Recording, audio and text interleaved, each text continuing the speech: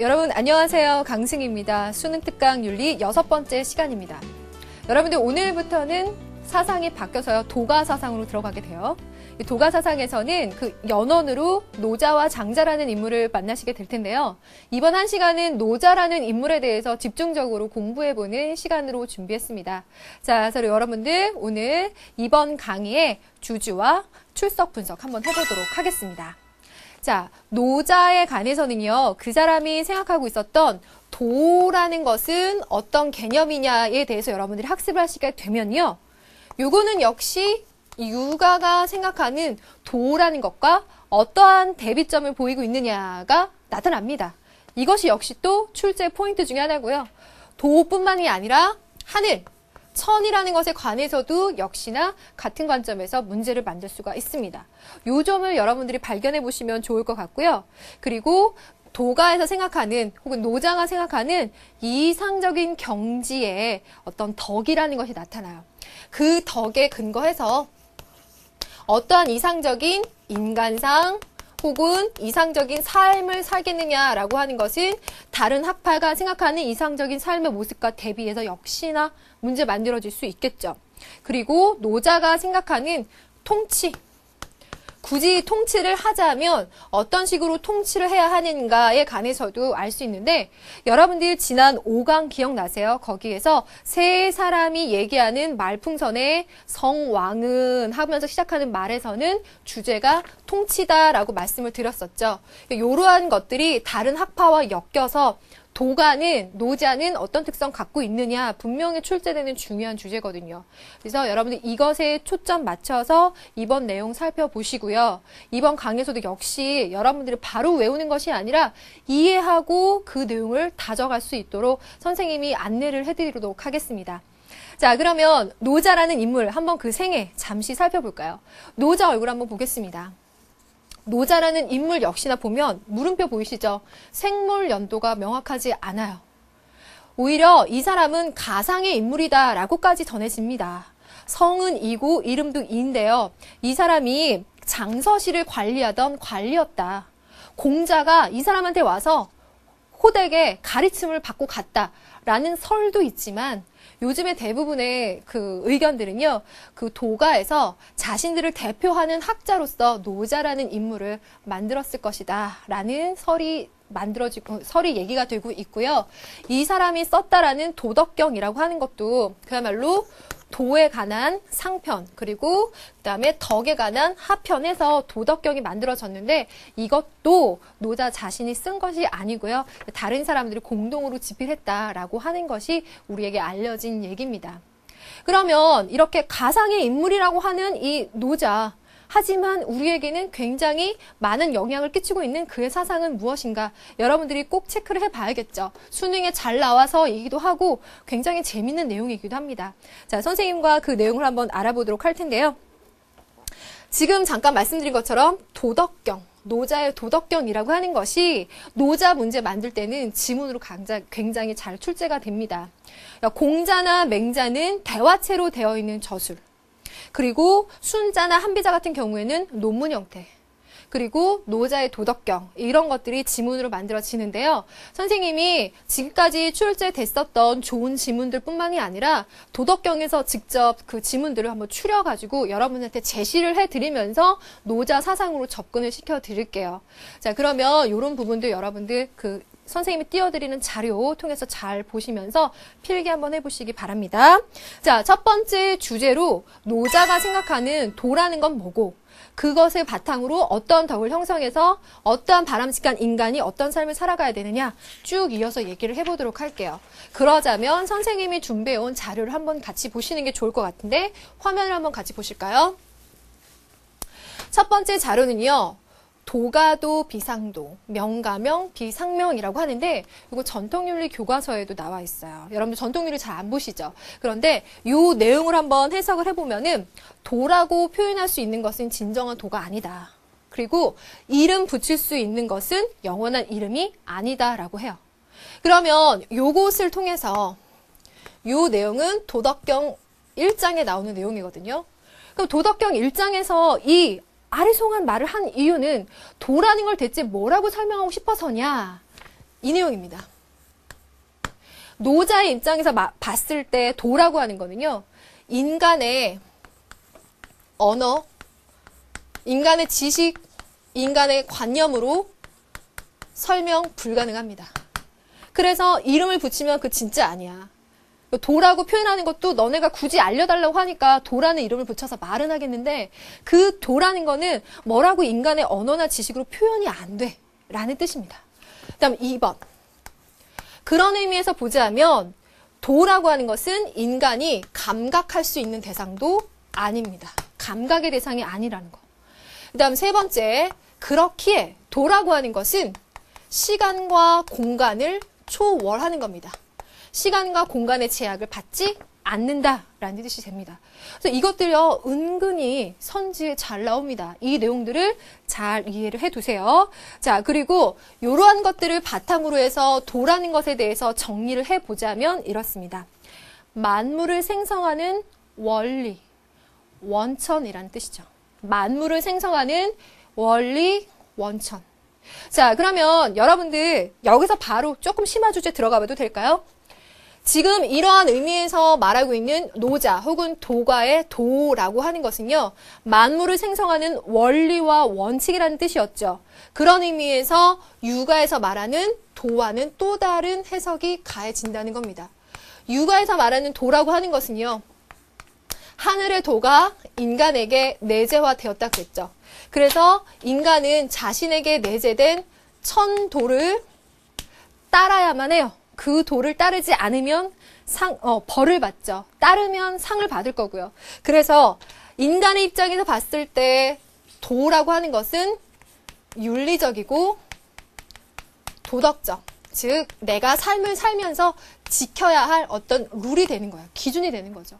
하지만 도가에서는 윤리나 도덕이라는 해석을 가지도 않고 그냥 만물이 원래 그러하게끔 하는 법칙, 설명이 안 된다라는 거예요. 그래서 육아에서 말하는 도라고 하는 것을 어떤 모랄, 도덕적인 입장에서 해석을 한다면 도가에서 말하는 도라고 하는 것은 로고스와 같은 의미다 라는 점에서 여러분들이 차이점을 한번 두면 좋을 것 같아요.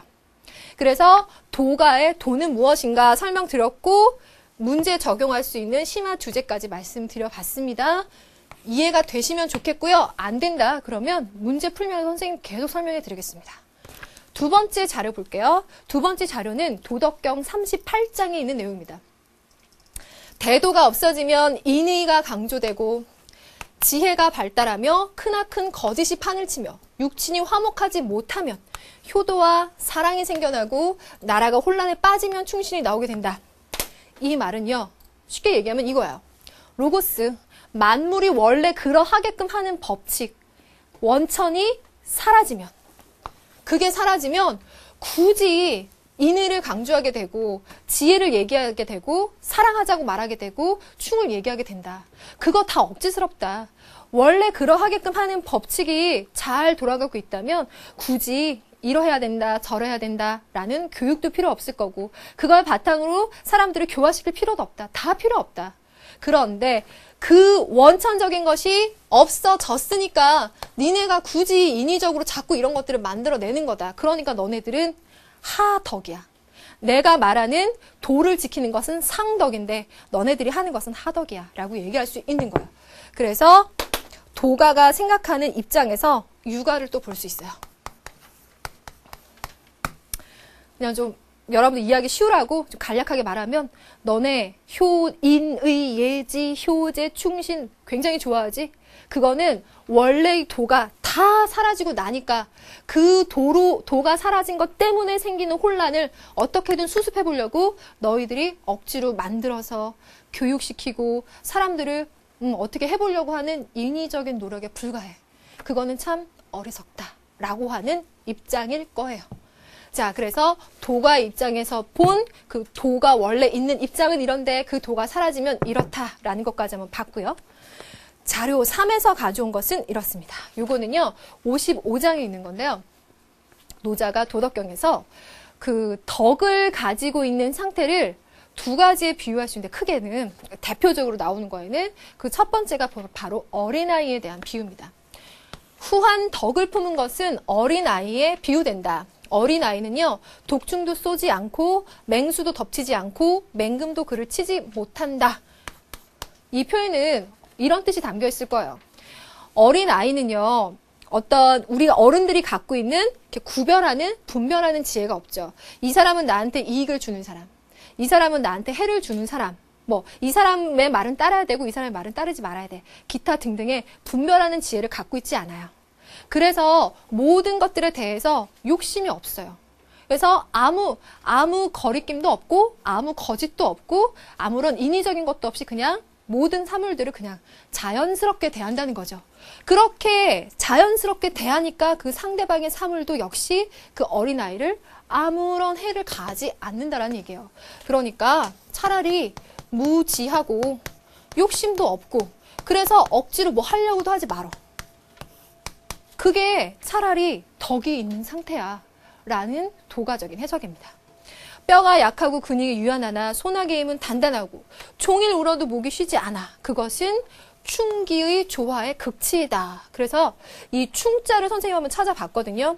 이 충자가 비어있다라는 뜻이거든요. 그런데 또 다른 뜻은 뭐냐면 깊다라는 뜻이 있어요. 도가에서 좋아하는 거는 이런 거예요. 비어있는 거예요. 여러분들 여러분들 교실 뒤에 있는 사물함 생각해봐요. 사물함에 책 넣어도 부족하죠. 그런데 그 책 넣을 공간을 우선 마련하려면 기본 전제 조건이 뭐겠어요? 사물함이 비어 있어야 돼요. 비어 있어야 쓸 공간이 나와요. 그 모든 것의 쓰임의 전제 조건은 비어 있으며 꽉 차 있으면 안 된다는 거예요. 그래서 그 비어 있음이 오히려 우리에게는 유용한 거야. 그게 깊은 것이고.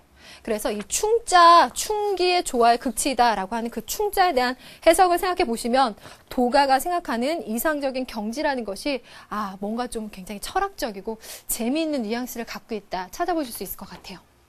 그러면 네 번째 가겠습니다. 그 덕을 어린아이뿐만 아니라 물에다 비유합니다. 상선은 물과 같다라고 해서 여러분들이 상선, 약수 많이 들어보지 않았을까 싶어요. 모르면 지금 접수하시면 돼요. 상선약수. 물은 만물을 설리케 하며 서로 다투지 않는다. 오히려 이익을 주지만 이 이익은 그 묵가에서 말하는 이익이 아닐 거고요. 다투지 않는 겸허함. 겸허함이 아니라 부쟁이죠. 다투지 않는다. 부쟁. 무사람이 싫어하는 곳에 처하는 겸허함. 마음의 움직임도 그 시절과 어기지 않고 잘 지낸다. 대저물은 다투지 않음으로 허물이 없다. 부쟁함으로. 요 얘기 설명해 보면 그래. 물은요, 그 자연스러운 흐름은 위에서 아래로 흘러요. 위에서 아래로.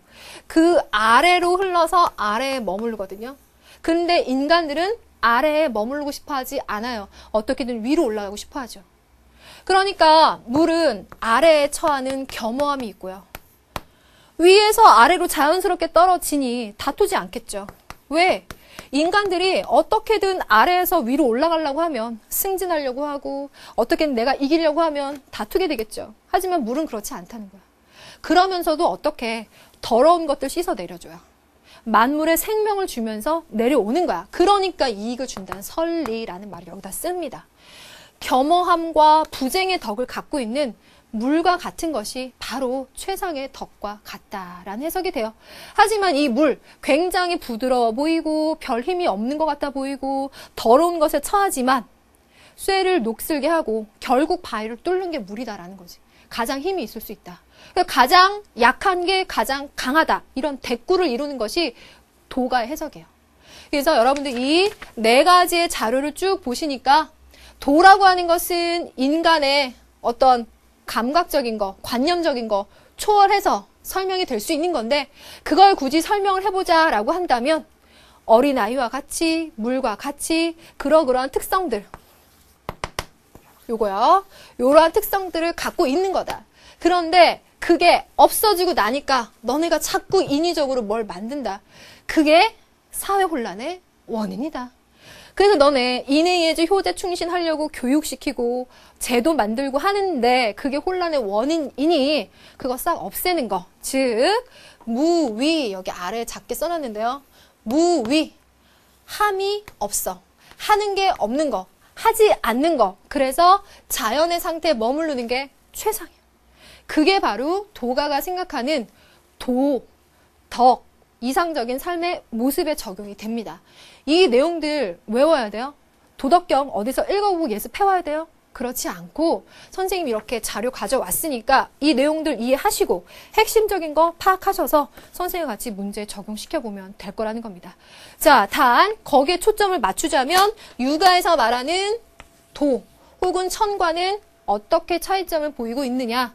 그래서 도가가 보기에는 육아가 지향하는 사회 모습이 왜 오히려 혼란의 원인을 만드는 것처럼 보이느냐라는 어느 정도의 시점을 이렇게 만들어 놓고 문제에 접근하시면 될 것 같습니다. 그러면 선생님과 문제 적용 바로 들어가 볼까요? 교재 29쪽의 수능 실전 문제 4번을 보시면 되겠습니다. 자, 발문을 보시면요. 동양사상가의 주장인데 기억에 대한 견해를 맞는 것을 골라라 라는 발문입니다. 자, 두 가지 지문을 보시면은요, 여러분들이 이 사상에 대한 복습이 잘 되실 수 있을 거예요. 한번 보면 첫 번째 지문. 기억은 하나를 낳고, 둘을 낳고, 셋을 낳는, 즉, 만물을 낳게 하는 것이랍니다. 즉, 만물을 낳는 근원, 원천, 원리가 되는 것. 그 다음, 만물은 쭉쭉쭉 가서 충기로 조화를 이룬 것. 그래서 이 충기라고 하는 거 아까 선생님 충자 설명드렸었는데, 비어있고 텅 비어있는데 그래서 오히려 깊은 것. 그것이 바로 이 사람이 얘기하는 도의경지다 설명드렸던 거 기억나시죠? 그러면 두 번째 지문 한번 볼게요. 분화되지 않은 채 혼돈으로 이루어진 것. 하늘과 땅보다 먼저 생겼어. 먼저 생겼고 소리도 없고 형체도 없고 무엇에 의존하지도 않고 변하지도 않고 두루 주행하나 없어질 위험도 없어. 가히 천하의 어미라고 할 수 있다. 즉 만물을 낳게 하는 것이라고 할 수 있다. 나는 그 이름을 모른다. 이름 붙일 수 없다. 이름 붙이면 내가 말하려는 그것이 아니다. 그래서 그것을 뭐라고 나타내 볼 뿐인데 굳이 형용하라고 한다면 크다라고 하겠다. 사실 이 지문은요. 그 도덕경의 14장에 보면은 한자 이, 히, 미라고 해서 도를 표현하고 있는데 이 히, 미라고 하는 것은 그 내용이래요. 보이지도 않고요. 들리지도 않고 잡히지도 않아요. 왜? 너무 큰 거여서. 너무 크고 그리고 너무 근원적인 것이어서 인간의 언어, 감각, 관념, 지식으로는 접근할 수 없는 거다. 그 뜻이 내포되어 있는 것이 두 번째 지문이에요. 그래서 이 첫 번째 지문과 두 번째 지문은 도가의 노자가 말하는 도라는 것에 대해서 여러분들에게 굉장히 잘 이해시켜 줄 수 있는 좋은 지문입니다. 그러면 그 도에 관해서 우리가 맞는 선지를 4가지 중에 고르시면 됩니다. 첫 번째 기억. 인간을 포함한 모든 생명체를 관통하는 선한 본성이다 라고 말하고 있어요. 이 선지를 보시면 인간 혹은 사물, 생명체에는 선한 본성이 있다라고 하는 성선설적인 입장이 밑바탕에 깔려 있어요. 성선설을 밑바탕으로 해서 그 맹자의 성선설을 밑바탕으로 해서 성리학, 즉 주자가 얘기하고 있는 인이라는 개념입니다. 그래서 기억은 보시면요. 특히 선한 본성이다라고 하는 점에서 도가에서 얘기하고 있는 도, 만물의 근원이라고 하는 것을 선한 본성이다라고 규정짓지 않는다는 점에서 오답. 더 자세히 가면 주자가 얘기하는 인의 개념이라고 하셔서 오답으로 처리하셔야 돼요. 니은 갑니다. 인간의 마음과 모든 사물에 부여되어 있는 태극이다라고 되어 있는데 이 태극이라는 개념 역시도 성리학, 주자에게서 강력하게 나오는 개념 중에 하나인데요. 이렇게 되면 그 성리학에서 말하는 리의 개념이 되겠습니다. 그래서 니은도 정답이 아닙니다. 그리고 기억 니은은 아직 여러분들이 배우시지 않았어요. 자, 디귿 갑니다. 천지를 생겨나게 하고 이끌어가는 형이상학적 실체다. 그래서 이 두 지문을 보시니까 만물을 있게 하는, 천지 만물을 생겨나게 하는 근본적인 원칙, 원리다라는 거 아시겠죠? 그래서 형이상학적 실체다. 그래서 실체도 없는 어떠한 것인데 우리가 인간의 언어, 지식으로 표현할 수 없는 그러한 실체인데 그래서 그 도덕경에서는 이걸 황홀이라고 표현을 하고 있어요. 그래서 디귿 선지는 맞습니다. 리을 선지 가실까요? 인간의 감각을 통해서는 파악하기 어려운 자연의 원리다. 이거는 바로 아실 수 있죠? 선생님이 강조드린 거. 감각을 초월하는 것, 감각할 수 없는 것이라는 의미로 리을도 역시나 정답입니다. 자, 그러면 이번 이 4번 문제는 그 노자가 말하는 도에 대해서 복습을 잘 할 수 있는 문제였고요. 그러면 다른 사상과 대비돼서 실제 그 출제될 가능성이 높은 문제 또 어떤 것이 있는지 한번 기출문제 선생님이 가져왔거든요. 이거 한번 같이 보시겠습니다. 자료실에서 다운받아서 한번 보세요. 2006학년도의 학력평가 문제요. 갑과 을의 도에 대한 견해를 바르게 진술한 것은 하고 3점입니다. 도라는 주제를 하나 따로 잡아줬어요. 갑이 도란 곳 자연이며 사람은 이 도를 본받아 타고난 본성, 도덕성이다, 악하다라고 말하지 않고 타고난 본성, 즉 자연의 순리에 맞춰서 살아간다 라고 말하는 것이 어디? 도가의 입장이겠죠. 그래서 이 도가의 노자가 하는 얘기 중에 인법지, 지법천, 천법도, 도법자연, 그 도는 자연을 본받는다. 갑은 노자 혹은 도가. 을 갑니다. 아침에 도를 들으면 저녁에 죽어도 좋다. 여기에서 공자를 아는 친구도 있겠고 더 갑니다. 도란 곧 인이며 예를 행함으로써 실현되는 것이다. 그래서 인이라고 하는 것은 내면적인 도덕성이요. 그것을 외면적인 사회 규범으로서 표현하면 예가 된다. 인과 예, 표리관계를 얘기하는 것이 바로 유가. 그 중에서도 공자의 대표적인 얘기죠. 그래서 극기봉예에 관한 얘기가 지문으로 굉장히 잘 만들어집니다. 선생님이 처음에 강조드린 것처럼 도가에 관해서 배우셨을 때는요, 그 도가가 말하는 도 혹은 천이라는 주제를 두고 유가와 대비되는 관점을 보인다는 점에 착안해서 문제가 출제되고 있습니다. 이 점을 복습할 수 있는 문제인데요. 1번 선지부터 확인해 보죠. 갑, 도는 천지 만물의 근원, 로고스다. 어때요? 1번이 정답이에요. 그러면 2, 3, 4, 5번 왜 오답인지 체크해 보도록 합시다. 2번, 도는 감각적 경험을 통해서 인식할 수 있다. 어떻습니까? 이거 중요하죠? 노자가 말하는 도라고 하는 건 니네가 굳이 표현해 달라니까 도라고 이름 붙였을 뿐인데 이름 붙일 수도 없고 감각의 대상도 아니다. 그래서 틀렸습니다. 3번 갑니다. 도는 인위적인 노력을 통해 도달할 수 있는 이상적 경지다. 딱 틀린 거 보이죠? 인위적인 노력이라는 거 싫어요. 왜? 도가에서는 무위하는 것이 자연의 순리에 맞기 때문입니다. 그래서 무위자연, 무위자연 하는 거겠죠. 그럼 여러분들이 가지치기를 해서 복습할 때 이런 생각해 보세요. 인위적인 노력을 통해서 뭔가 이상적 경지로 가겠다. 인위적인 노력을 강조하는 것. 순자의 화성, 기위 같은 것을 어떻게 맞는 선지로 만들어 갈 때는 이런 소스를 쓸 수도 있겠죠. 자, 그럼 4번 갑니다. 무위자연은 도가 실현된 이상적인 삶의 모습이다. 이렇게 말하려면 갑이겠죠. 그렇죠? 그러면 을 같은 경우에는 인위의 덕이 구현된 사회 뭐 이런 것을 말하겠죠. 구체적으로는 공자가 말한 이상사의 네 글자 뭐? 대동사회 같은 것을 선지로 풀어서 만들겠죠. 틀렸고 5번 갑니다. 모든 사유를 정지하고 마음을 비울 때 도와 하나 될 수 있다. 도라는 단어 써줬으나 틀린 것은 모든 사유 정지해야 돼요. 내 머릿속에 있는 차별적인 관념을 지워야 되거든요. 그래서 좌망하고 마음을 비워줘야 합니다. 심재해주는 거. 그래서 장자가 말하는 무라일체의 경지인데 이거 아직 배우지 않았으나 우리가 지금까지 문제 풀면서 오답지로 잘 나왔던 선지 중에 또 하나입니다. 다음 시간에 장자할 때 복습하시면 되겠네요. 자, 그래서 이 1번 문제에서는 어때요? 도라는 주제로 도가와 유가의 대비되는 구도 속에서 문제가 출제 가능하다라는 거 보여드렸고요. 그러면 세 번째 문제 보도록 하겠습니다. 세 번째 문제 역시도 두 사람의 대화 형태입니다. 이것도 역시나 학력평가 문제인데요. 이 문제의 주제는 뭡니까? 덕입니다. 덕. 덕에 대해서 두 사람이 얘기하는데 옳은 걸 골라라 라는 거야. 그래서 여러분들 도에 관한 거, 천에 관한 거, 덕에 관한 거, 예에 관한 거, 통치에 관한 거 이걸 주제로 삼아서 두 사람 혹은 세 사람 간의 대화 형태로 문제가 꼭 만들어진다는 거예요. 그러니까 지금은 처음 배우니까 다 모르죠. 다 배우고 나서 선생님과 함께 싹 질서 정연하게 주제별로 정리를 해보도록 하겠습니다. 한번 맛을 보세요. 갑이 뭐라고 하는지 볼까요? 영원 불변하고 이름이 없대요.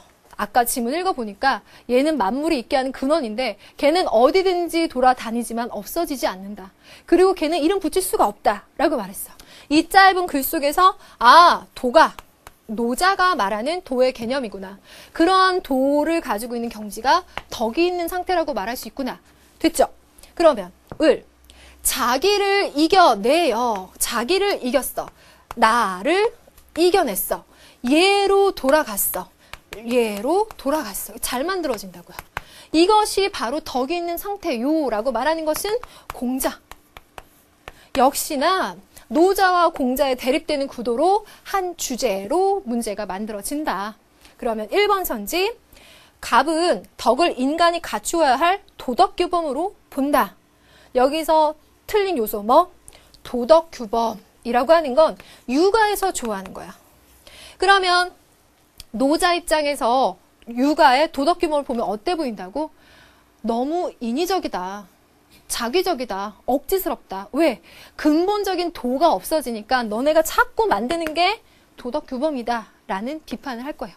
그래서 1번 틀렸고 2번 갑은 덕을 가족과 이웃을 구별하지 않는 사랑으로 본다.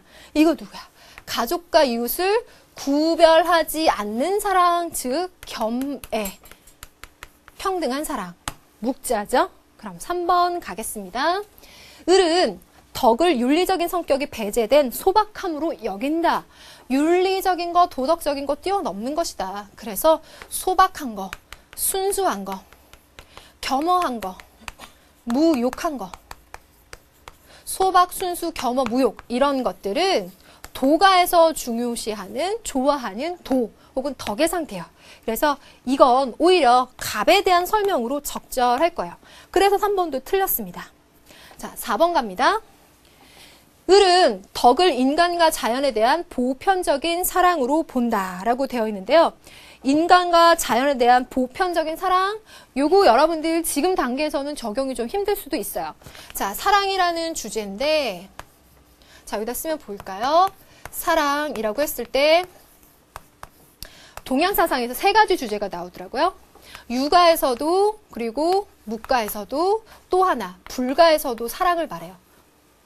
육아에서는 인이라는 걸 통해서 존비, 친소의 구별이 있는 그것이 점진적으로 확대되어 나가는 사랑을 얘기해요. 반면에 묵가에서는 겸애라는 말을 통해서 존비, 친소의 구별도 없어야 되는 평등한 사랑을 말해요. 반면에 불가에서 말하는 사랑 뭐야? 자비 있죠.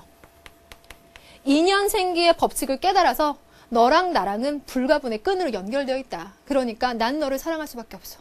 그게 사람뿐만이 아니라 사소한 미물에게조차 그 생명을 소중히 하는 마음을 가질 수밖에 없어. 라고 하는 자비의 윤리가 나오게 돼요. 그 말을 이 4번 선지처럼 인간과 자연의 사소한 미물에조차 보편적인 사랑을 할 수밖에 없다라고 하는 불가의 자비에 대해서 이렇게 한 문장으로 축약해서 만드신 것 같아요. 그럼 5번 가겠습니다. 갑과 을은 본성의 회복을 통해 덕이 실현된다고 본다. 이 선지 역시나 갑과 을 생각은 달라도 뭔가 보편적인 공통적인 지향점 보인다. 그게 뭐냐? 본성의 회복. 갑 같은 경우는 무의자연의 자연의 순리, 자연성이 인간의 본성일 거고, 을의 입장에서는 내면적인 도덕성, 인이라는 것이 그 본성일 거야. 걔를 회복해서 덕이 실현된다고 본다는 것만큼은 두 학자의 공통점 아니겠느냐라고 물어보면 여러분들은 옳다라고 말해줄 수 있어요. 그래서 정답은 5번입니다. 그래서 한 문제 자체에 두 학자가 얘기하고 있는 뚜렷한 차이점뿐만이 아니라 공통적인 것까지 여러분들이 유추해 볼 수 있어야 됩니다. 이런 것들이 3점으로 제시가 되는 거예요. 여러분들 지금 당장은 3월 학평부터 스타트를 하시잖아요. 그러려면 이러한 그 개념들이나 문제 적용에 한번 익숙해져 볼 필요가 있을 것 같아서 문제 준비해 왔었던 겁니다. 자, 그러면 오늘의 첫 번째 주제는 이 정도로 마무리가 돼요. 두 번째 주제는 노자가 생각하는 이러한 도나 이상적인 경지를 바탕으로 해서 이 사람은 어떤 사회나 정치를 지향하는가 이겁니다. 이 점에 대해서 한번 살짝 설명을 해보면 이래요. 여러분들 지금 도가 얘기하면서 무위자연, 인위적인 거 싫어한다 이런 거 많이 들었잖아. 그러니까 어떻게 보면 사회가 이러저러 해야 된다, 정치는 이러저러 해야 된다 라고 하는 말이 모순처럼 들릴 수도 있어. 오히려 정치 같은 거에 오히려 관심 없는 게 무위자연처럼 보일 수도 있죠. 그런데요, 노자는 장자에 비해서는 사회 속에 있으면서 관심을 갖고 이러저러 해야 한다는 방향성을 제시를 해요. 반면에 장자는 이것마저 초월해서 개인주의적인 노선으로 가는 거죠. 그래서 장자에 관해서는 사회는 이래야 되고 정치는 이래야 되라는 구체적인 얘기가 나오지 않지만 노자에게만큼은 나와요. 그래서 꼭 알아두셔야 돼요. 노자는 어떤 사회를 지향하는가, 어떤 정치를 지향하는가, 다 어디에 기반을 두겠어요? 무위자연의 기반을 두고 얘기를 할 거죠. 연결이 되니까 어렵지 않게 선생님과 정리하실 수 있을 겁니다. 그러면 이것 역시 선생님이 정리해온 자료 바탕으로 해서 선생님이 설명을 드려볼게요. 딱 두 가지 지문을 가져왔어요. 자료 1과 자료인데요. 요거는 도덕경 80장, 요거는 19장에 있는 내용입니다. 이거 한번 읽어볼게요. 처음 보는 학생들도 있을 테니까 천천히 갑니다. 나라는 작아야 돼요. 나라는 작아야 돼요. 소국. 그리고 백성은 적어야 돼요. 적을 과자, 백성 민자. 그래서 과자를 적다라고 하면 학생들이 자꾸 틀렸다라고 말하는데 적을 과자가 있어요. 소국 과민이 바로 노자가 생각하는 이상적인 국가, 사회의 모습이에요. 그러면 지금 현대사회에서 생각하는 모습과는 다르죠. 현대사회에서는 나라가 크고 힘이 있기 위해서는 백성들도 많아야 되고 그 규모도 커야 된다고 생각하지만 노자는 오히려 반대예요. 작고 적어야 된대. 그러면 백성이 적고 나라가 작은 형태의 그런 정치를 하려면 어떻게 가야 될까 보면 뛰어난 재능이 있어도 사용하지 못하게 해. 재능 필요 없어. 백성들로 하여금 죽음을 중히 여기고 멀리 이사가지 못하게 해야 된다. 그들의 거처를 편안히 여기게 하고 그들의 풍속을 즐겁게 여기게 해야 한다. 이웃나라가 서로 바라보이고 닭과 개의 소리가 서로 들려도 백성들이 늙어서 죽을 때까지 서로 왕래하지 않게 해야 한다. 라는 얘기가 보이는데 지금 이 뒷부분에 나오는 내용들이 다 그래요. 백성들이 이게 좋은 거고 저건 나쁜 거야. 이것저것을 구별할 줄 아는 간사한 지혜, 간사한 지혜를 말하거든요. 그러한 지혜가 없는 상태가 차라리 나아요. 무지하게 살아가는 거야. 그러니까 이건 좋은 거고 이건 나쁜 거야 라는 게 없으면 사람이 어떻게 되냐면 욕심이 없어져. 욕심이 없어. 사람들이 욕심이 없잖아? 그러면 싸우지를 않아. 부재. 싸우지 않고 겸손하겠지. 겸손하고 겸허해요. 그러면 여러분들 이렇게 사는 사람도 한번 생각해 보세요. 막 분별하는 지혜도 없고요. 욕심도 없고 싸우지도 않아요. 어때요? 삶의 모습이 상당히 소박해요. 순수해요. 그러니까 어린아이에 비유한 거야. 소박하고 순수한 거. 그래서 이러한 형태의 나라에 소박하고 순수한 백성들이 살아가는 형태를 이상적인 모습으로 여깁니다. 꼭 알아두시고 두 번째 자료 갑니다. 여기에는 통치의 모습에 좀 더 가까운 지문인데요. 현능을 높이지 않으면 백성들이 다투지 않아요. 다툴쟁, 안일부, 부쟁 잘 나와요. 얻기 어려운 재화를 귀하게 여기지도 않아요. 그러니까 얘가 비싼 거다라는 걸 모르는 게 차라리 나아. 모르면 욕심이 안 생기거든. 그래서 도덕질도 안 해요. 성인의 정치는 백성의 마음을 오히려 비우게 한다는 거야. 아까 선생님이 충자 해석해줬죠. 비워있는 게 차라리 나은 거야. 그래서 그 배를 채우게 하고 뜻을 약하게 하고 뼈를 강하게. 또 항상 백성으로 하여금 무욕하게 한다. 실제 지문에 이 말이 들어간다면 난이도가 떨어져. 왜? 너무 키워드를 잘 보여주고 있으니까. 무욕 키워드죠. 도가가 지향하는 키워드. 그래서 무위지치 그 통치가 억지로 하는 것이 없는 상태예요. 그래서 자연스럽게 두는 상태가 가장 이상적인 통치라고 보는 거예요. 그래서 선생님이 가져오진 않았지만 다른 도덕경의 내용에 보면 이런 것들이 있어요. 생선을 구워요. 중요한 게 뭘까? 생선 구울 때. 함부로 뒤집지 않는 거야. 적당히 익을 때까지 기다렸다가 그때 한 번 뒤집어줘야 돼. 또 적당히 익었을 때 또 한 번 뒤집어주는 거야.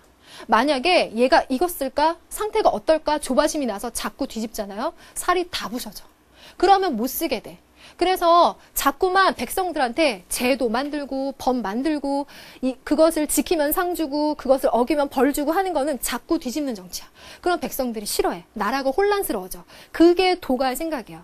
그래서 노자는 그걸 그냥 가만히 내버려 두는 거야. 그게 가능한 거는 근원적인 도가 흐르고 있으니까 인위적인 노력이 필요가 없어요. 그래서 무위지치, 억지로 하는 것이 없는 통치가 가장 이상적이라고 봐요.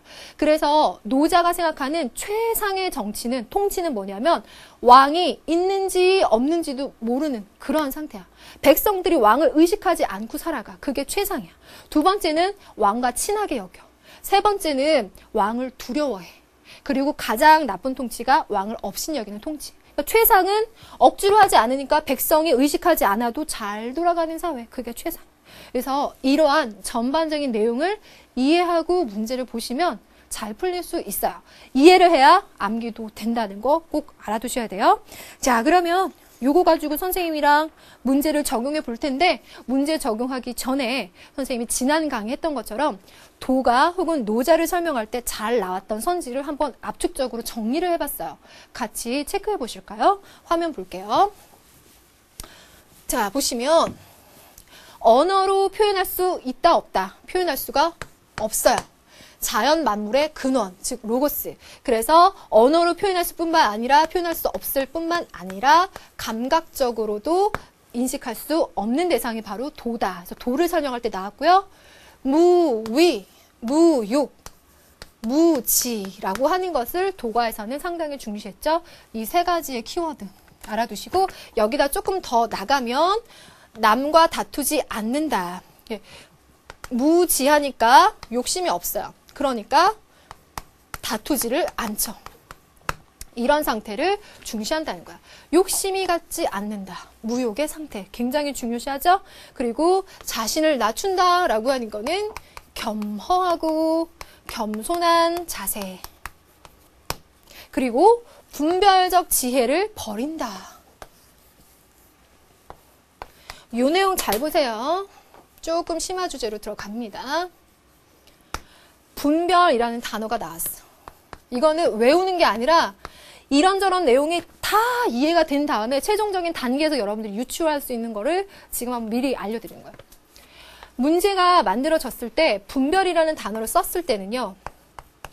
육아에서는 분별이라는 단어를 쓰는 게 가능해요. 왜? 도덕적이고 윤리적인 삶을 살아야 되죠. 도덕적이고 윤리적인 삶을 살으려면 시, 비, 선, 악. 무엇이 옳은 거고 무엇이 그른 것인지 구별해야 돼. 그러니까 분별을 지향할 수는 있어요. 그러나 도가에서는 시비, 선악을 분별하는 것 자체가 인위적인 거라고 본다 그랬죠. 이것을 통해서 도덕과 윤리가 나오고 제도가 나오잖아요. 사회 혼란의 원인이에요. 이런 것 자체를 뛰어넘는 게 바로 도라는 경지야. 그 도가 유지되어 있으면 분별하지 않아도 잘 살아.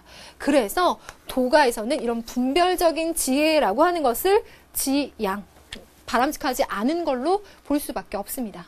하나 더 나가면 불교에서도요. 분별적인 어떤 삶의 태도를 좋아하지 않아요. 왜냐하면 인연생계의 법칙을 깨달아버려. 너랑 나랑 연결되어 있어. 그러면 너는 나에게 소중할 수밖에 없어. 너와 나는 둘이 아니야. 연결되어 있으니. 둘이 아니다. 그럼 둘로 분별하려고 하지 않겠죠? 그래서 이러한 내용까지 가기는 하는데 이 내용을 이러한 측면까지 적용할 수 있으면 최종 단계에서 만점까지 갈 수 있을 거예요, 여러분들. 자, 메모만 해놓으세요. 그다음 마지막에 하늘의 도는 겨루지 않아도 이기고 부르지 않아도 저절로 찾아올 겁니다. 뭐뭐 하지 않아도 저절로 어떻게 하지 않아도 저절로. 그렇죠? 여러분들 이 단어 지금 다 외우실 거예요. 외우지 말고 계속 얘기해 보니까 와 닿잖아. 어떤 걸 지향하는지. 그 지향점을 알게 되면 이러한 단어들이 그냥 적용이 돼버리는 거야. 굳이 외우려고 처음부터 하지 마시고요. 쫙 이해를 해보세요. 그러면 문제 적용하면서 선생님이 설명드릴게요. 자, 첫 번째 문제는 우리 교재에 있는 문제 가져왔습니다. 29쪽에 보면 수능 실전 문제 3번 있죠? 가를 주장한 사상가 입장에서 볼 때 나의 기억, 니은, 디귿에 들어갈 진술로 적합하지 않은 거 조심해야 되겠죠. 은근히 이런 거 실수 많이 하죠. 가번 성인의 다스림은 성인 혹은 군자 혹은 스승 나오는 건 육아다 라고 해석하면 안 된다고 했어요. 그거는 하수. 고수들은 끝까지 읽는다. 백성들의 마음을 채우니 어떻게 하니? 비우게. 오히려 비우는 상태. 아까 말했던 충의 상태가 바로 낫다는 거야. 배를 채워주며 뜻을 약하게 하고 뼈를 튼튼하게 해주며 백성들을 무지하고 욕심이 없게 무욕하게 해준다. 그래서 여러분들이 굳이 여기서 키워드를 찾자면 무지, 무욕은 정말 여러분들한테 보너스로 주는 키워드야. 그리고 앞에 있는 거 마음을 비우게 한다라는 거 자체가 도가가 지향한다라는 거를 딱 알려주는 지문입니다. 뭐 이 부분에서 왔다 갔다 할 필요는 없고 궁극적인 지향점만 여러분들이 잘 잡으면 돼. 옆길로 새지 말고. 그랬을 때 기억, 니은, 디귿 백성들이 효도, 자애롭게 다투지 않게 도둑질하지 않게 다투지 않는다? 부재. 효도하고 자유롭게 된다는 건 근원적인 도가 있으면 되는 거지 인의예지 가르쳐서 되는 거 아니다 라는 얘기일 거고 도둑질하지 않는다는 건 무욕, 무지해서까지 가게 됩니다. 그러면 1번 선지부터 보도록 하겠습니다. 자, 1번 선지 볼게요. 인을 끊고 의를 버려라. 어때요? 너희들이 말하는 인의예지라는 것은 근본적인 도가 사라져서 인위적으로 강조하는 것 뿐이다. 결국은 그게 사회혼란의 원인이 된다. 맞죠? 2번 갑니다. 현명하다는 사람들을 숭상하지도 말아라. 아까 뭐라 그랬어요? 세상에 그 통치는 있는지 없는지도 몰라. 그 다음이 왕을 친하게 여기는 거야. 좋아하는 거야. 그런 것도 하지 마. 그냥 있는 그대로 두는 것이 차라리 낫다라는 거야. 내가 현명하다고 해서 뽐내지도 말고 현명한 사람이 있다고 해서 그들을 숭상하지도 말고 무위하는 거야. 무위. 그 다음에 3번 갑니다. 도를 따르고 분별적 지혜를 쌓아라. 도를 따르고 좋아. 근데 뭐가 틀렸어? 선생님이 강조해줬죠? 분별적 지혜 아니라니까. 도가에서는 분별적 지혜를 지양하는 방향으로 갈 거예요. 그쵸? 3번이 틀린 것으로 정답. 그럼 4, 5번 갑니다. 4번 얻기 어려운 재화를 귀하게 여기지 말아라. 이거랑 연결되죠? 좋은 건지도 몰라. 욕심도 안 나. 그게 이 사람들이 생각하는 이상적인 경지예요. 5번 사람들을 얽매이는 세밀한 법령들 그것 자체가 사람들을 혼란스럽게 한다. 법이 있으면 그 법을 피해가기 위해서 거짓말을 만들고 거짓 행동을 해.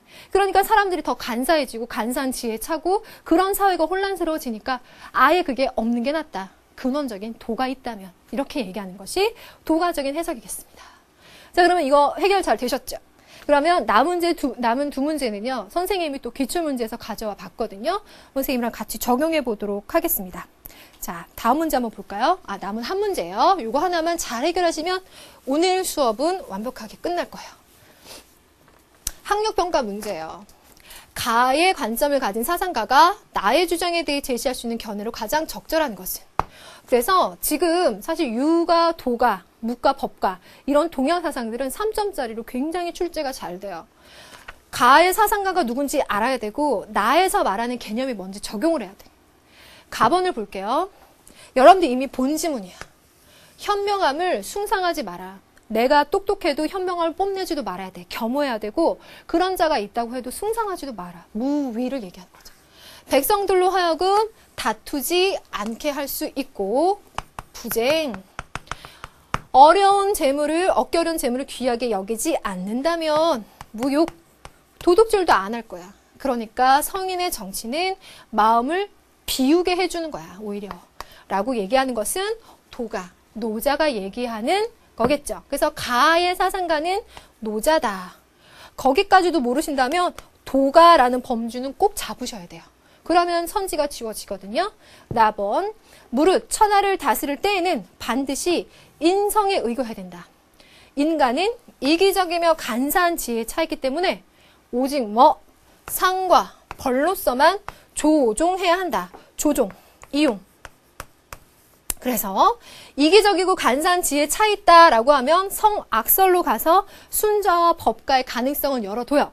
하지만 상과 벌, 조종, 이용이기 때문에 정치는 기술이야.